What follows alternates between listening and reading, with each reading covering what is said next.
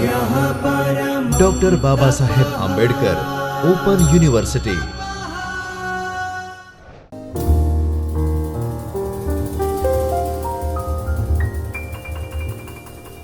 नमस्कार।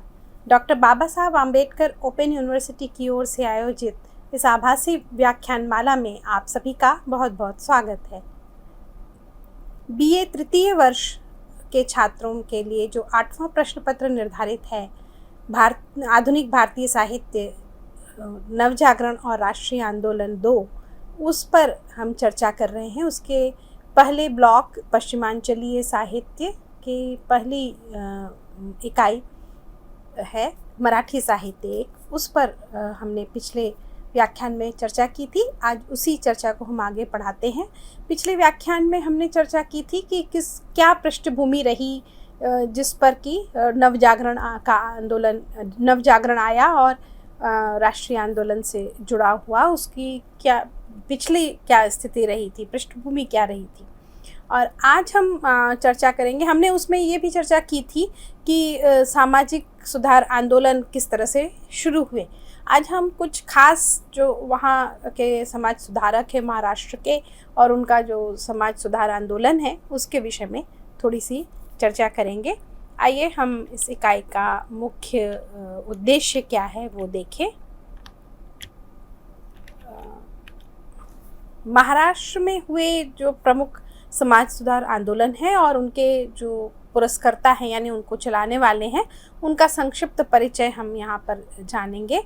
और नवजागरण और राष्ट्रीय चेतना का क्या अंतः संबंध बन सकता है, क्या अंतः संबंध बना था, ये हम थोड़ा देखने का प्रयास करेंगे। तो आइए हम सीधे चलते हैं समाज सुधार आंदोलनों और उनको आरंभ करने वालों की ओर से। पहला नाम आता है लोकहितवादी। ये इनका पूरा नाम गोपाल हरि देशमुख था और ये पूना के एक प्रतिष्ठित परिवार से थे और वहाँ के अंग्रेज़ी स्कूल से ये पढ़े हुए थे। और वही अंग्रेज़ी स्कूल का प्रभाव था जो उसमें उन्होंने पढ़ाई करी, उसमें उन्होंने उसके लिए जो उसमें उनके विचार खुले और उनको समझ में आया कि किस तरह से उनके अपने समाज में कितनी सारी कुरीतियाँ व्याप्त है। तो यद्यपि वो बहुत सारी सरकारी नौकरियों पर रहे, लेकिन 1848 से 1850 ईस्वी तक वो लगातार महाराष्ट्र से निकलने वाले एक पत्र, प्रभाकर नाम का एक पत्र था, तो उसमें वो इसी लोकहितवादी इस उपनाम से वो लिखते थे। अपना नाम वो सीधे नहीं दे सकते थे क्योंकि वो सरकारी नौकरी में स्वयं थे, और तो लोकहितवादी के नाम से वो लिखते थे। और बहुत ही विचारोत्तेजक लेख वो हुआ करते थे। उसमें हर एक बात पर प्रश्न उठाया गया था कि कैसे क्यों ये जाति व्यवस्था है और इस जाति व्यवस्था को हटाने के लिए हमको क्या करना चाहिए। इस तरह के लेख उनके हुआ करते थे। अन्य भी मने से हर नई विचारधारा को लेकर के उन्होंने लेख लिखा, यंत्रों के उपयोग को लेकर के लेख लिखा, स्त्री शिक्षा को लेकर के लेख लिखा, और पुनर्विवाह इत्यादि के ऊपर उन्होंने जिस भी तरह की बातें हो सकती थी सुधार के लिए, अपने समाज को बेहतर बनाने, बेहतर स्थिति में लाने के लिए, उन सब पर उन्होंने लेख लिखा। 108 लेख करीब उनके प्रकाशित हुए थे 48 से 50 के बीच में। और इनका बाद में एक संकलन लोकहितवादींची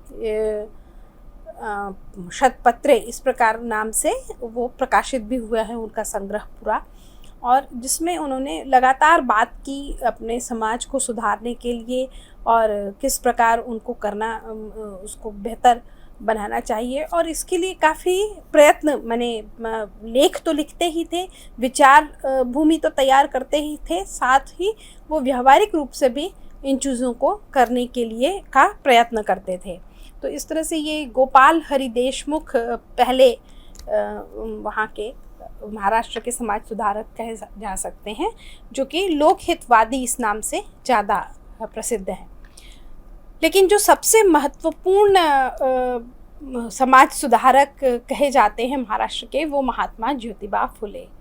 इनकी पूरी की पूरी जो इनका कार्य था वो दलितों के जीवन को ऊंचे उठाने के लिए था, और पूरी तरह से वो उसमें समर्पित थे। और वो बिल्कुल ब्राह्मणवाद का, ब्राह्मणों के वर्चस्व का पूरी तरह से विरोध करते थे।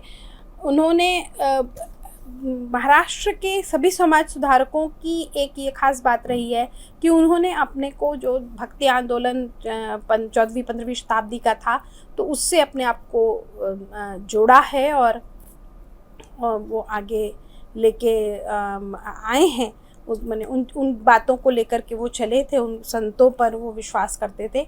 लेकिन ज्योतिबा फुले, उन्होंने किसी भी तरह के ब्राह्मण संतों पर उतना विश्वास अपना नहीं जताया, और वो उनका सीधा मानना था कि ब्राह्मणों का वर्चस्व जब तक रहेगा तब तक समानता कहीं कोई आ ही नहीं सकती है, क्योंकि वो अपने सिवा सबको हीन समझते हैं। तो वो उनका पूरा जो आंदोलन था, या पूरा जो उनका जोर था, वो पूरी तरह से ब्राह्मणवाद को समाप्त कर देने के लिए था। और उनका ये साथ ही जो उनका खास काम है, जिसके लिए उनको बहुत याद भी किया जाता है, कि उन्होंने माना कि स्त्रियां भी उतनी ही दुरावस्था में हैं जितने के दलित। मतलब स्त्रियां भी एक तरह से दलित ही हैं, चाहे वो कितने भी उच्च वर्ग की क्यों ना हो। तो उन्होंने बहुत इस बात का जितना प्रयत्न उन्होंने दलितों की शिक्षा और के लिए, उनकी बेहतरी के लिए जो प्रयत्न किए, वही उन्होंने स्त्रियों के लिए किए। उनका पहला स्कूल वहाँ पर स्त्रियों का उन्होंने 1848 में उन्होंने शुरू किया।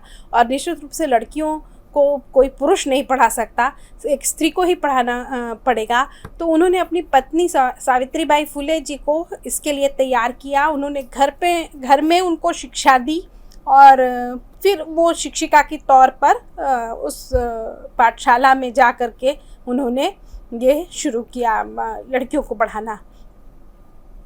ये पहला स्त्रियों को समर्पित स्कूल था। और इसी तरह से उन्होंने ये भी जाना कि दलितों का भी उद्धार तभी हो सकता है जबकि वो स्वयं शिक्षित हों, और उन्होंने शिक्षा के अधिकार की मांग की। अंग्रेज़ों के पास भी उन्होंने ये मांग रखी। वस्तुतः 1852 में उनको सम्मानित किया गया था अंग्रेज़ों की ओर से स्त्री शिक्षा की इतनी ऐसा समर्थक होने और स्कूल खोलने के लिए। तो उसी समय उन्होंने मांग रखी थी कि नहीं, दलितों के लिए भी एक स्कूल होना चाहिए अलग से, क्योंकि सवर्णों के स्कूल में वो नहीं प्रवेश पा सकते हैं, और प्रवेश पाएंगे भी तो भी उनको उनके साथ दूसरे ही तरह का व्यवहार होगा। तो इसलिए उनके लिए अलग स्कूल होना चाहिए। फिर ब्रिटिश सहायता की प्रतीक्षा न करके उन्होंने स्वयं अपने प्रयास से 1852 में ही दलितों के लिए पाठशाला की शुरुआत की। इसके अलावा उन्होंने विधवा विवाह की मांग की। जो विधवाओं का, जैसा पिछले व्याख्यान में मैंने चर्चा की ही थी, कि विधवा की स्थिति बहुत ही ख़राब थी। उस समय नारकीय जीवन जीने के लिए उनको विवश किया जाता था, उनके बाल काट दिए जाते थे, और माने उनको किसी भी उत्सव में शामिल होने की इजाज़त नहीं थी, उनको अच्छा खाना खाने की इजाज़त नहीं थी। तो इन सब को देखते हुए, उनकी विधवाओं की इसी दुरावस्था को देखते हुए उन्होंने मांग की कि नहीं, अगर वो विवाह योग्य है तो उसका विवाह करना चाहिए, पहले फिर से विधवा का विवाह होना चाहिए। तो इसकी मांग बहुत पुरजोर तरीके से रखी। उन्होंने सत्यशोधक समाज की स्थापना की थी। उनकी संस्था कह सकते हैं कि सत्यशोधक समाज है, और इसके माध्यम से उन्होंने पूरे माने जितने भी अपने जहाँ तक उनकी पहुँच हो सकती थी, उन सभी लोगों की, सभी दबे कुचले और समाज के जो एक तरह से कह सकते हैं निचले वर्ग के जो लोग हैं, उनकी अवस्था सुधारने की कोशिश की। इसमें खाली अछूत ही नहीं थे, इसमें उन्होंने अपने आंदोलन में अपनी सोच में किसानों को भी शामिल किया, और भी जो लोग दूसरी तरह से जो प्रताड़ित होते थे, जिनको अपने श्रम का पूरा मूल्य नहीं मिलता था, जो विपन्नता में रहते थे, उन सभी को लेकर के वो चले। उन्होंने खास करके किसानों के लिए उन्होंने बहुत विचार किया और बहुत ये प्रयत्न किया कि ये सुझाव दिए कि किस तरह से आप अपनी फसल को बढ़ा सकते हैं, बचा सकते हैं, किन क्या उपाय हैं जिससे कि पानी ठीक से मिले और उसके लिए क्या प्रयास कर सकते हैं, और आगे भी मैंने फसल पकने पर भी कैसे कीट से रक्षा हो सकती, कैसे उसको सही तरीके से उसको आगे मंडी तक पहुंचाया जाए, ये सारी मतलब पूरी जो कृषि व्यवस्था थी वहाँ की, उस पर उन्होंने विचार किया और उसके लिए अच्छे सुझाव दिए, जिससे कि किसानों का जीवन बेहतर हो सके, जो हर वर्ष वर्षा न होने के कारण उनको अकाल का एक तरह से सामना करना पड़ जाता है, या उनकी फसल बहुत बर्बाद हो जाती है, पर पूरे साल मेहनत करने के बावजूद भी उनके हाथ पे कुछ भी नहीं आ पाता। तो इन सभी परिस्थितियों से मुक्ति किस प्रकार से मिल सकती है, इस पे उपाय पर उन्होंने विचार किया और वो उपाय उन्होंने बताए। तो इस तरह से वो महात्मा फुले इसीलिए महात्मा फुले कहलाए कि वो सबको साथ में लेकर के चलते हैं और बिना किसी चमत्कार की आशा दिलाए या किसी प्रकार के मतलब उनको झूठे दिलासे दिए बगैर किस तरह से उनके जीवन में सुधार आ सकता है और वो बेहतर जीवन जीने के लिए अग्रसर हो सकते हैं, इस पे उन्होंने लगातार सहायता करी। उनका महाराष्ट्र में नवजागरण लाने और महाराष्ट्र में बदलाव की लहर लाने के लिए महात्मा ज्योतिबा फुले का बहुत बड़ा स्थान है।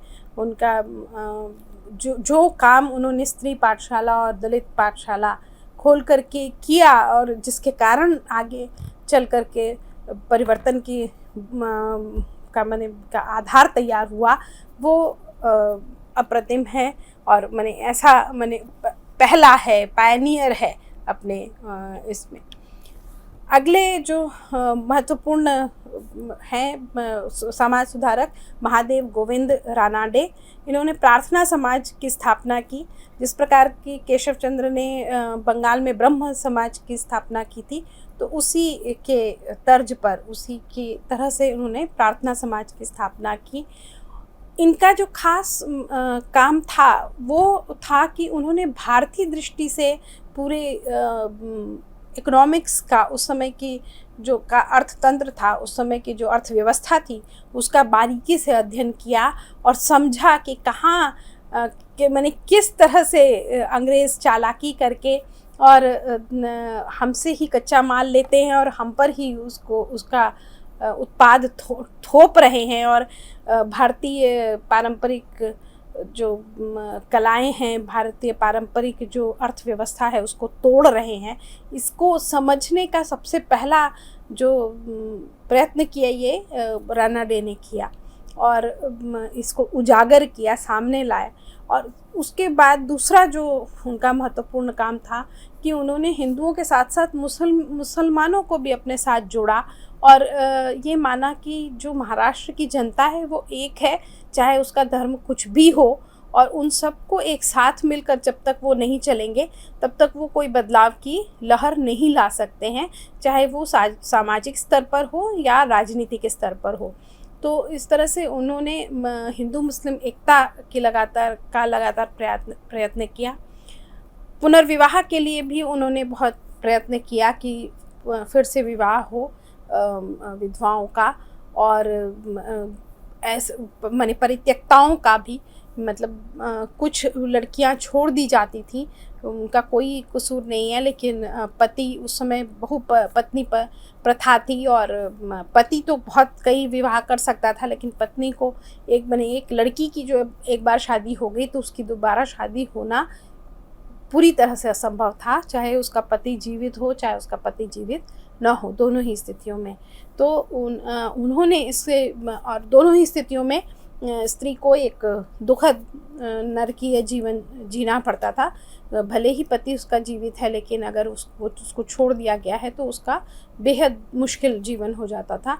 तो इस परिस्थिति से निकलने के लिए, स्त्रियों की दशा सुधारने के लिए उन्होंने पुनर्विवाह की बहुत वकालत की और माना कि पुनर्विवाह जो है स्त्रियों को थोड़ा संबल प्रदान कर सकेगा। उन्होंने उनका जो खास काम एक और है कि उन्होंने केवल महाराष्ट्र तक ही सीमित नहीं रहे वो उन्होंने पूरे देश को एक साथ जोड़ने का प्रयत्न किया। इस आंदोलन में, समाज सुधार के आंदोलन में 1885 में राष्ट्रीय कांग्रेस की स्थापना हुई थी और उसका जो अधिवेशन हुआ था, तो उसमें 1885 में जो अधिवेशन हुआ था, तो उस अधिवेशन के पूरा होते ही उसी पंडाल में रानाडे ने राष्ट्रीय सामाजिक सम्मेलन बुलाया था, जिससे कि जो कि समाज सुधार के ऊपर क्या काम कहाँ हो रहा है उसको देखें, एक दूसरे को देखें और एक दूसरे से कुछ लाभ प्राप्त कर सकें, एक दूसरे से विचार आदान प्रदान कर सकें इन मुद्दों पर। इसके लिए उन्होंने राष्ट्रीय सामाजिक सम्मेलन की शुरुआत की और ये 1895 तक लगातार ये चीज़ जारी रही कि हर राष्ट्रीय कांग्रेस के अधिवेशन के बाद ये राष्ट्रीय सामाजिक सम्मेलन हुआ करता था। लेकिन बाद में फिर गोपाल कृष्ण, ये बाल गंगाधर तिलक इत्यादि जो आए गरम दल के नेता, और वो उन्होंने उसको खारिज किया और फिर किन्हीं कारणों से ये बंद हुआ। और रानाडे न केवल सामाजिक सुधार की बात करते थे, लेकिन वो ये राजनीतिक सुधार की भी बात करते थे और वो स्वतंत्रता की बात करते थे। वो मानते थे कि ये जो व्यवस्था है अंग्रेज़ों की, वो शोषक की व्यवस्था है और इसको हटा करके और स्वदेशी अपने देश का शासन होना चाहिए, इसका स्वप्न उन्होंने देखा और इसीलिए वो राष्ट्रीय कांग्रेस से भी जुड़े और उसके 95 तक खास करके वो नरम दल के नेता के रूप में उन्होंने काफ़ी काम किया राजनीतिक फ्रंट पर भी। और इस तरह से वो महादेव गोविंद रानाडे ने विभिन्न स्तरों पर जाकर के भारतीय महाराष्ट्र के समाज को, महाराष्ट्र के शासन को प्रभावित करने और बेहतरी की तरफ बदलने के लिए लगातार प्रयत्न किया। उसके बाद सबसे प्रखर, सबसे बड़े जो माने जाते हैं महाराष्ट्र के, डॉक्टर भीमराव अंबेडकर वो आते हैं। वो बहिष्कृत हितकारिणी सभा से उनका जुड़ाव रहा और पूरा जीवन उनका तो दलितों के लिए समर्पित था। वो स्वयं दलित थे और दलित होने के कारण निरंतर उनको पीड़ा और उपेक्षा झेलनी पड़ी, यहाँ तक कि वो काफ़ी उन्होंने सबसे बड़ी डिग्रियाँ उस समय की हासिल करी और कनाडा में पढ़े, इंग्लैंड में पढ़े और इसके बावजूद भी उनके इतने पढ़े लिखे, इतने प्रबुद्ध होने के बावजूद भी उनको लगातार प्रताड़नाएं झेलनी पड़ी दलित होने के कारण। तो इसीलिए उन्होंने बिल्कुल पूरे दम खम से इसके दलित उद्धार के लिए उन्होंने आंदोलन छोड़ा। समाज में समता लाने के लिए कहना चाहिए कि आंदोलन छोड़ा, दलित उद्धार नहीं बल्कि कहना चाहिए कि समाज में समता लाने के लिए उन्होंने छोड़ा। और उन्होंने बिल्कुल सिरे से ब्राह्मणवाद को नकारा और कहा कि केवल ब्राह्मणवाद ही नहीं, ये पूरी जो वर्ण व्यवस्था है वो उचित नहीं है, वो सही नहीं है, वो जब तक रहेगी तब तक स्वतंत्रता का कोई अर्थ नहीं, या भारतीय समाज एक नहीं हो पाएगा, भारतीय समाज एक साथ बढ़ नहीं सकेगा, उसमें रहेंगे ही, उसमें ये भेदभाव और ऊंच नीच की भावना रहेगी ही। तो ये पूरी तरह से वर्ण व्यवस्था को तोड़ना चाहिए। और इसीलिए उन्होंने मनुस्मृति का, दूसरी स्मृतियों का भी विरोध किया जो कि वर्ण व्यवस्था की वकालत करती हूँ। ऐसे किसी भी कृति का विरोध किया। पूरे जीवन वो लगे रहे। सबसे बड़ा उनका सबसे पहला जो आंदोलन था वो महाओं के चावदार तालाब का सत्याग्रह था। दलितों को पानी के लिए तरसना पड़ता था, और जबकि एक म्यूनिसिपैलिटी का एक सरकारी तालाब अच्छा खासा भरा पूरा वहाँ मौजूद था, और तो भी ये स्थितियाँ थी कि दलित पीने का पानी भी उनको मैसर नहीं हो पाता था। तो वो उन्होंने पूरी दलित समुदाय को लेकर के और उस तालाब पर सत्याग्रह किया। सवर्णों का भयानक विरोध हुआ, लेकिन उसके बावजूद भी उन्होंने सफलता प्राप्त की इस सत्याग्रह में, और दलितों का उस तालाब में प्रवेश करवाया। तो ये एक माने पहली बड़ी घटना बनी थी जिसमें उन्होंने सार्वजनिक रूप से घोषणा की, ब्राह्मणवाद के विरोध की और वर्ण व्यवस्था के विरोध की, और दलितों को उनका हक दिलाने के लिए, उनका अधिकार दिलाने के लिए उन्होंने सक्रिय प्रयत्न किया। फिर दूसरा मंदिर में प्रवेश का सत्याग्रह था 1935 में, या उसके पहले उन्होंने ये सत्याग्रह किया, और दलितों को मंदिर में भी प्रवेश करने की कोई इजाज़त नहीं थी। तो उन्होंने वो बलपूर्वक समुदाय के साथ उन्होंने मंदिर में प्रवेश किया और इस बात का खंडन किया कि दलित नहीं जा सकते हैं, इसको उसका विरोध किया। जाति व्यवस्था का वो लगातार पुरजोर विरोध करते रहे। उनके बड़े बड़े नेताओं के साथ भी उनका मतभेद इस कारण से हुआ।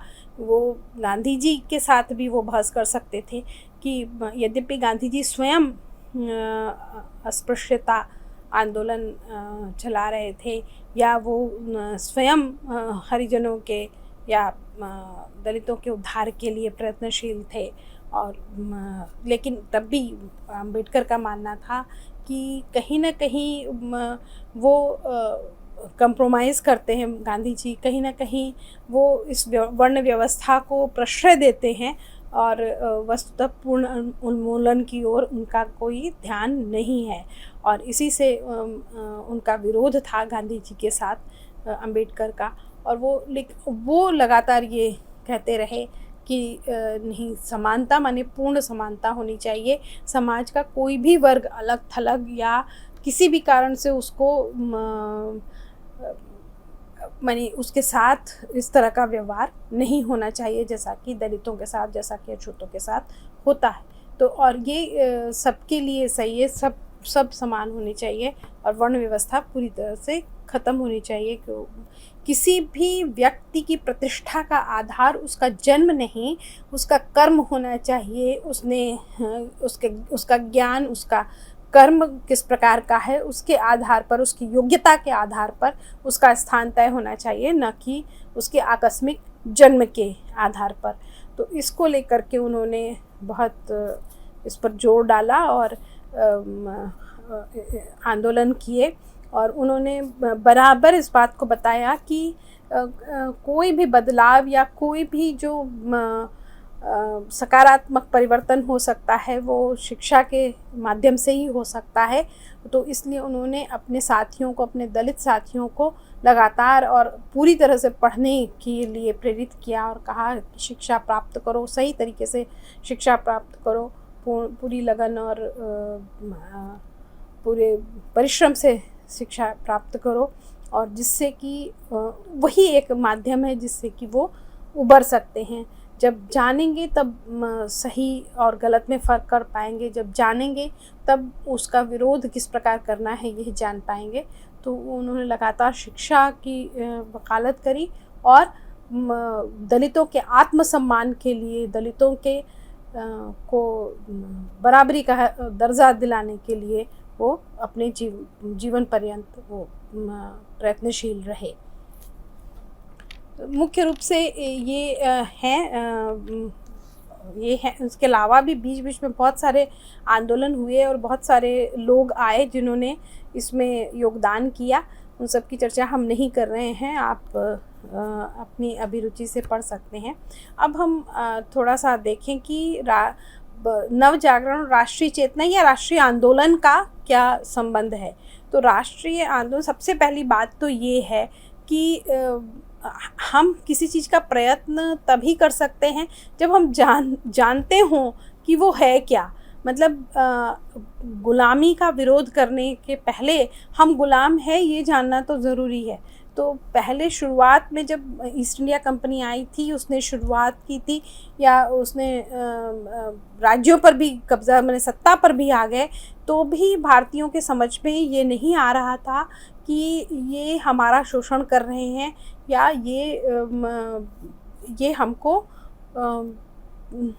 समाप्त करने में मने लगे हुए हैं या हमारा धन, हमारे देश का धन बाहर ले जा रहे हैं, अपने देश ले जा रहे हैं। ऐसा कोई विचार उनके पास नहीं था, सोच नहीं थी, क्योंकि भारत का इतिहास रहा था कि लोग बाहर से आकर के यहाँ पर शासन करते रहे थे, लेकिन वो यहीं पे शासन करते थे, यहीं के लोगों के ऊपर शासन करते थे और यहीं के लोगों के लिए शासन करते थे। कोई भी इसके पहले या तो लूट मार करके चले गए, अहमद शाह अब्दाली जैसा व्यक्ति या महमूद गजनवी से लेकर के अहमद शाह अब्दाली तक की परंपरा रही है कुछ लुटेरों की, जो कि आते थे, लूटपाट करके लौट जाते थे। लेकिन यहाँ पे रह करके और शासन करे और वो माने विरोध में शासन करे, ऐसा नहीं हुआ था। जो भी शासक आते थे, अच्छे बुरे हो सकते हैं, वो अपने अलग बात है, लेकिन वो शासन यहीं पर करते थे, यही उनका घर हो जाता था। अंग्रेज़ों के साथ ये नहीं था, अंग्रेज़ बिल्कुल अलग थे। वो यहाँ पर व्यापारियों के रूप में आए थे, यहाँ की सत्ता पर काबिज हुए और उनका एकमात्र लक्ष्य था कि कैसे यहाँ की जितनी संपत्ति है, जो कुछ भी है, यहाँ के लोगों का शोषण करके, यहाँ के लोगों के श्रम का शोषण करके और उससे उस इंग्लैंड को समृद्ध किया जाए या वहाँ ले जाया जाए। वो कभी उनका कोई इरादा नहीं था भारत में पूरे तरह से बस जाने का या भारत में सुशासन लाने का, उनका कोई इरादा नहीं था। वो उपनिवेश काल के थे और उपनिवेश का अर्थ ही है कि दोहन, हर तरह का दोहन, प्राकृतिक संसाधनों का, भौतिक संसाधनों का, सांस्कृतिक संसाधनों का, हर एक का दोहन और पूरी तरह से उसको जिस भी देश पर शासन करना है उसका सारा रस, उसका सारा खून चूस लेना, हम कह सकते हैं। तो ऐसा उनका था। तो ये जब नए विचारों से परिचित हुए, सुधार के कारण, नवजागरण के कारण या शिक्षा के प्रसार के कारण, जब इनको समझ में आया और जगहों का, पश्चिम का तमाम उदाहरण उनके सामने आया, फ्रांस की क्रांति, रूस की क्रांति, तो ये सारा चीज़ जब उनके सामने आई तो उनके विचारों का विस्तार हुआ। तब उनको समझ में आने लगा कि किस तरह से ये वस्तुतः हम शासित हो रहे हैं, वस्तुतः हमारा शोषण हो रहा है और उससे बाहर निकलने का प्रयत्न उन्होंने किया।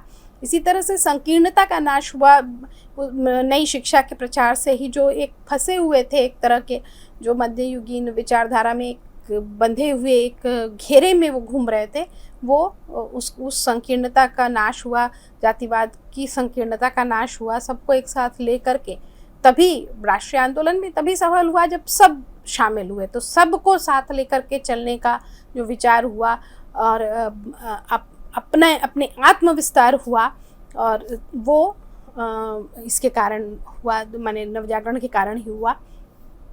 और दृष्टिकोण, जो खुलापन आया दृष्टि में, वो तो इस तरह से जो नई शिक्षा आई, जो नए विचारों का प्रवेश हुआ और किताबें आईं और उसको समझ करके, पश्चिम के विचारों को समझ करके जो नवजागरण हुआ, जो सुधार आंदोलन हुए, उसके कारण जो नई बातें फिर सामने आई, तो इन चीज़ों ने ही राष्ट्रीय चेतना को उभारा। भारत को एक देश के रूप में देखना लोगों ने शुरू किया और उस देश की स्वतंत्रता के लिए हमको मिलकर प्रयत्न करना है, इसकी भूमिका बनी। तो मित्रों, ये भारतीय नवजागरण और आंदोलन, राष्ट्रीय आंदोलन का ये एक भूमिका हम लोगों ने करी। अब आगे के व्याख्यान में हम मराठी जो साहित्य है वो किस तरह से 19वीं शताब्दी में आकार ले रहा था उसके विषय में और उसकी कृतियों के विषय में हम चर्चा करेंगे। आप अपना अध्ययन आरंभ करें और अगर प्रश्न हो तो आप baou.ba.hindi@gmail.com इस ईमेल पर आप अपने प्रश्न भेज सकते हैं। आपको निश्चित रूप से उसके उत्तर मिलेंगे। तो आप अपना अध्ययन आरंभ करें। शुभकामनाएं। नमस्कार। स्वाध्यायः परमः